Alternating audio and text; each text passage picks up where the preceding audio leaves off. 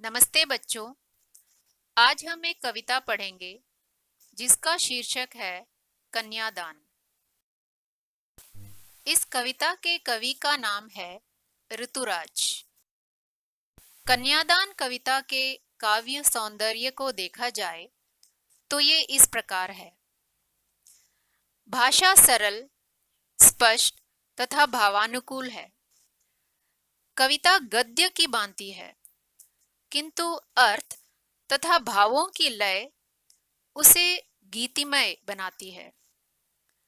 धुंधले प्रकाश, तुक, लयबद्ध पंक्तियां जैसे प्रतीकों के माध्यम से पुत्री की मानसिकता को अति सुंदर ढंग से उभारा गया है। मां के दुख को प्रामाणिक कहकर दुख की गहराई को बढ़ाया गया है। स्त्री जीवन के प्रति कवि हृदय की संवेदना को अभिव्यक्त मिली है। इस कविता में मां के दुख को प्रामाणिक कहा गया है क्योंकि बेटी के कन्यादान पर परिवार में सबसे अधिक पीड़ा मां को होती है। मां का दायित्व है कि वह विवाह योग्य पुत्री को ऐसी सीख दे जिससे वह वैवाहिक जीवन के हर पहलू को समझने योग्य हो जाए। चलो बच्चों, अब ऋतुराज जी द्वारा रचित कविता कन्यादान को ध्यान से सुनिए। कितना प्रामाणिक था उसका दुख लड़की को दान में देते वक्त। कितना प्रामाणिक था उसका दुख लड़की को दान में देते वक्त, जैसे वही उसकी अंतिम पूंजी हो। लड़की अभी सयानी नहीं थी। लड़की अभी सयानी नहीं थी, अभी इतनी भोली सरल थी कि उसे सुख का आभास तो होता था, लेकिन दुख बांचना नहीं आता था। दुख बांचना नहीं आता था। पाठिका थी वह धुंधले प्रकाश की। कुछ तुकों और कुछ लयबद्ध पंक्तियों की। कुछ तुकों और कुछ लयबद्ध पंक्तियों की। मां ने कहा, पानी में झांककर अपने चेहरे को मत रीझना। मां ने कहा, पानी में झांककर अपने चेहरे को मत रीझना। आग रोटियां सेकने के लिए है, जलने के लिए नहीं। आग रोटियां सेकने के लिए है, जलने के लिए नहीं। वस्त्र और आभूषण शाब्दिक भ्रमों की तरह। वस्त्र और आभूषण शाब्दिक भ्रमों की तरह बंधन है स्त्री जीवन के। मां ने कहा, लड़की होना। मां ने कहा, लड़की होना, पर लड़की जैसी दिखाई मत देना। प्रस्तुत कविता में उस दृश्य का वर्णन है जब एक मां अपनी बेटी का कन्यादान कर रही है। बेटियां ब्याह के बाद पराई हो जाती हैं। जिस बेटी को कोई भी माता पिता बड़े जतन से पाल पोस कर बड़ी करते हैं, वह शादी के बाद दूसरे घर की सदस्य हो जाती है। इसके बाद बेटी अपने माँ बाप के लिए एक मेहमान बन जाती है। इसीलिए लड़की के लिए कन्यादान शब्द का प्रयोग किया जाता है। चलिए अब काव्यांशों की व्याख्या की ओर बढ़ते हैं। कितना प्रामाणिक था उसका दुख। प्रामाणिक का अर्थ है स्वाभाविक। लड़की को दान में देते वक्त जैसे वही उसकी अंतिम पूंजी हो। पूंजी का अर्थ है धन। जिस संतान को किसी मां ने इतने जतन से पाल पोस कर बड़ा किया हो, उसे किसी अन्य को सौंपने में बहुत गहरी पीड़ा होती है। बच्चे को पालने में मां को अधिक दर्द का सामना करना पड़ता है।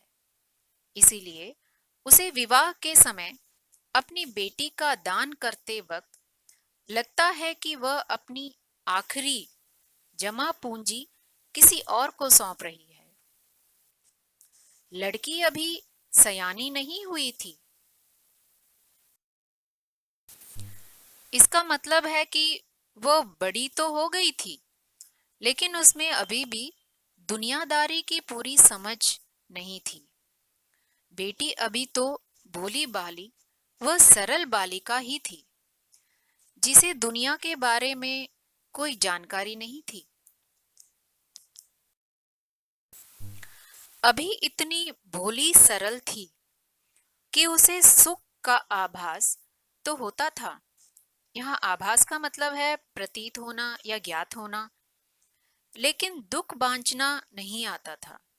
बांचना का अर्थ है समझना। मतलब वह इतनी भोली थी कि उसे खुशियां मनाना तो आता था, लेकिन यह नहीं पता था कि दुख का सामना कैसे किया जाए। पाठिका थी वह धुंधले प्रकाश की। यहाँ धुंधले का अर्थ है अस्पष्ट, कुछ तुकों और कुछ लयबद्ध पंक्तियों की। लयबद्ध का अर्थ है लय से बंधी। उसके मन में जीवन के मधुर सुखों का ही सपना समाया हुआ था। अभी तो सुखों के धुंधले प्रकाश को ही वह समझने की कोशिश कर रही थी। जीवन की कविता के कुछ तुक व लयबद्ध शब्दों को ही पढ़ पाती थी। अर्थात जीवन के गहरे अर्थ को ग्रहण करने की प्रौढ़ता, यहाँ प्रौढ़ता का अर्थ है पूर्णता, अभी उसमें नहीं थी।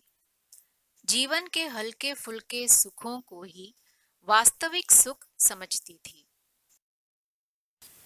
बच्चों अब अगली पंक्तियां देखिए। माँ ने कहा, पानी में झांक कर अपने चेहरे को मत रीझना। यहाँ रीझना का अर्थ है प्रसन्न होना। आग रोटियां सेकने के लिए है, जलने के लिए नहीं।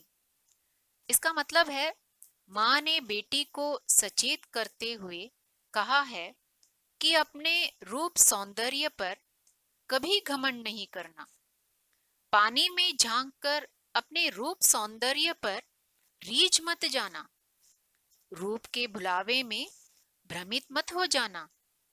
माँ एक और सीख देते हुए कहती है कि आग रोटियां सेकने के लिए है, जलने के लिए नहीं।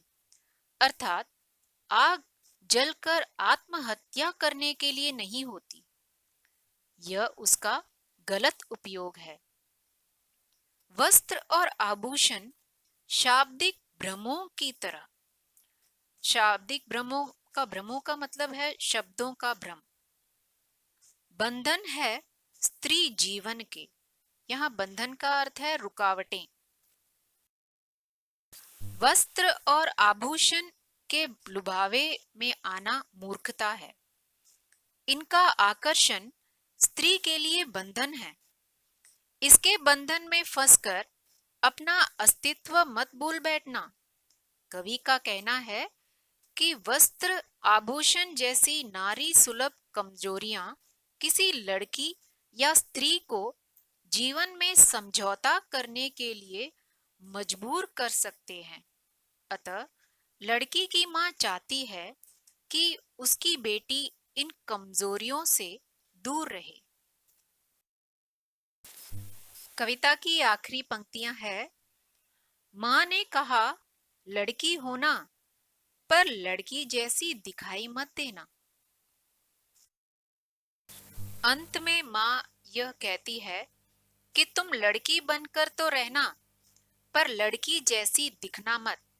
अर्थात तुम में लड़कियों के गुण तो होने चाहिए, परंतु उसकी कमजोरियों से दूर रहना।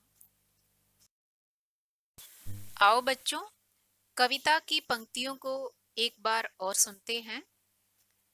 कितना प्रामाणिक था उसका दुख लड़की को दान में देते वक्त। कितना प्रामाणिक था उसका दुख लड़की को दान में देते वक्त। जैसे वही उसकी अंतिम पूंजी हो। लड़की अभी सयानी नहीं थी, लड़की अभी सयानी नहीं थी, अभी इतनी भोली सरल थी कि उसे सुख का आभास तो होता था, लेकिन दुख बांचना नहीं आता था, लेकिन दुख बांचना नहीं आता था।